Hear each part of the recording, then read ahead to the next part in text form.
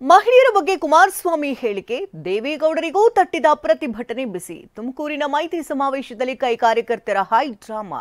HDK ಬೆಂಬಲಕ್ಕೆ ನಿಂತ BJP Congress ವಿರುದ್ಧ ವಾಗ್ದಾಳಿ. ಇದೆಲ್ಲವನ್ನ ನೋಡೋಣ ಕೈ ಸ್ತ್ರೀ ಅಸ್ತ್ರ ನ್ಯೂಸ್ ಟಾಪ್ನಲ್ಲಿ.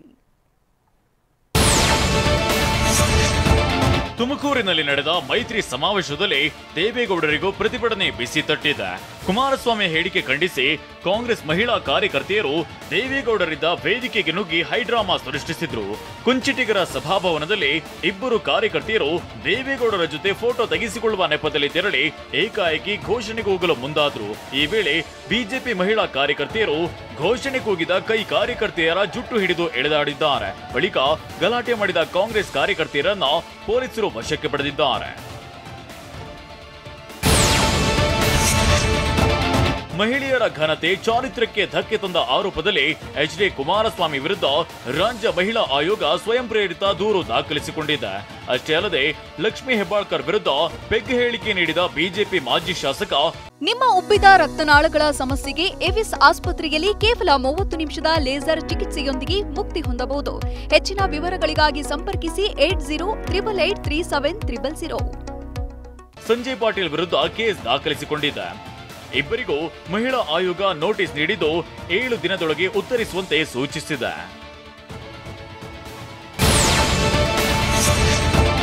ಗ್ಯಾರಂಟಿಗಳಿಂದ ಮಹಿಳೆಯರು ದಾರಿ ತಪ್ಪಿದ್ದಾರೆಂಬ ಹೇಳಿಕೆ ನೀಡಿದ ಕುಮಾರಸ್ವಾಮಿ ವಿರುದ್ಧ ಮಾಜಿ ಸಂಸದ ಉಗ್ರಪ್ಪ, ಮಾಜಿ ಮೇಯರ್ ರಾಮಚಂದ್ರಪ್ಪ ಚುನಾವಣಾ ಆಯೋಗಕ್ಕೆ ದೂರು ನೀಡಿದ್ದಾರೆ. ಗ್ಯಾರಂಟಿಗಳಿಂದ ಮಹಿಳೆಯರು ದಾರಿ ತಪ್ಪಿದ್ದಾರೆ ಅಂತ ಹೇಳಿದ್ದಾರೆ. ಹೇಳಿಕೆಗೆ ಸಮಜಾಯಿಷಿ ನೀಡಿ ಕಾಂಗ್ರೆಸ್ ಮೇಲೆ ಹರಿಹಾಯ್ದಿದ್ದಾರೆ. ಕ್ಷಮೆಯಾಚಿಸುವ ಮೂಲಕ ತಮ್ಮ ತಪ್ಪನ್ನ ಒಪ್ಪಿಕೊಂಡಿದ್ದಾರೆ. ಎಚ್ಡಿಕೆ ವಿರುದ್ಧ ಕ್ರಮ ಕೈಗೊಳ್ಳಬೇಕೆಂದು ಆಯೋಗಕ್ಕೆ ದೂರು ನೀಡಲಾಗಿದೆ.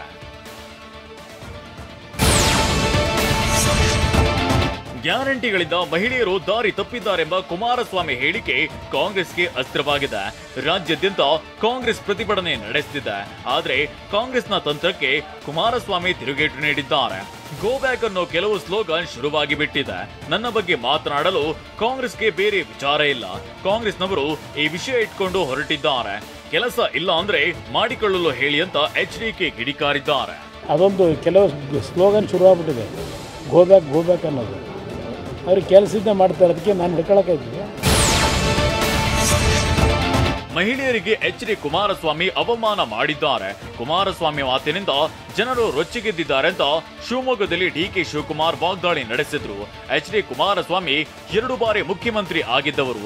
ಪಕ್ಷ ಮಾರಿಕೊಂಡಿದ್ದೀರೋ ಗೊತ್ತಿಲ್ಲ, ಮುಂದೆ ಏನಾಗುತ್ತೆ ಗೊತ್ತಿಲ್ಲ. ಎಚ್.ಡಿ.ಕೆ ಹೇಳಿಕೆಗೆ ಮೋದಿ, ಬಿಎಸ್ವೈ, ಶೋಭಾ ಯಾಕೆ ಉತ್ತರ ನೀಡ್ತಿಲ್ಲ?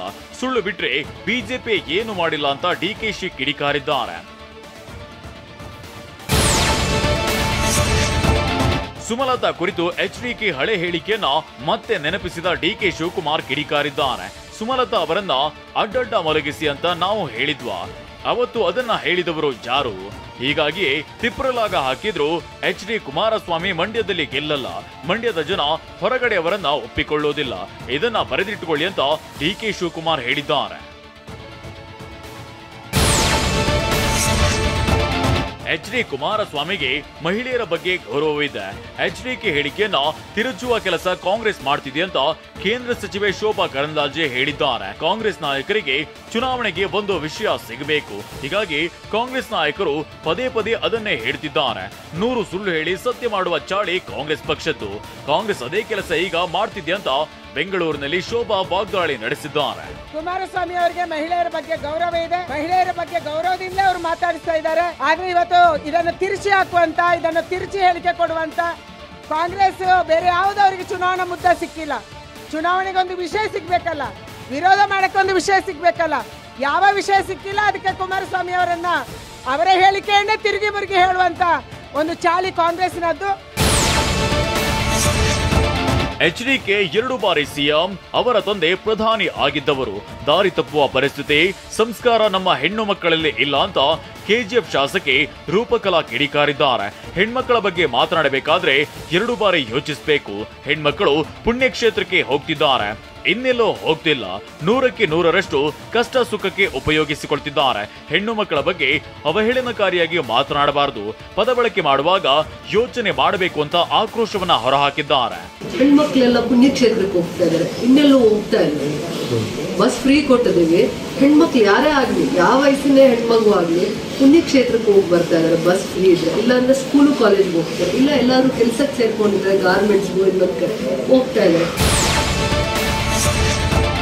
ಕುಮಾರಸ್ವಾಮಿ ಅವರಿಗೆ ನಮ್ಮ ಸಂಪೂರ್ಣ ಸಹಕಾರ ನೀಡ್ತೇವೆ, ಮಹಿಳೆಯರನ್ನ ಅಪಮಾನಿಸುವ ಭಾವನೆ ಅವರದ್ದಲ್ಲ ಅಂತ ವಿಪಕ್ಷ ನಾಯಕ ಆರ್ ಅಶೋಕ್ ಹೇಳಿದ್ದಾರೆ. ನನ್ನ ಮುಂದೆಯೂ ಹೇಳಿದ್ದಾರೆ, ಹೆಣ್ಮಕ್ಕಳ ಬಗ್ಗೆ ಅವರಿಗೆ ಅಪಾರವಾದ ನಂಬಿಕೆ, ಗೌರವವಿದೆ.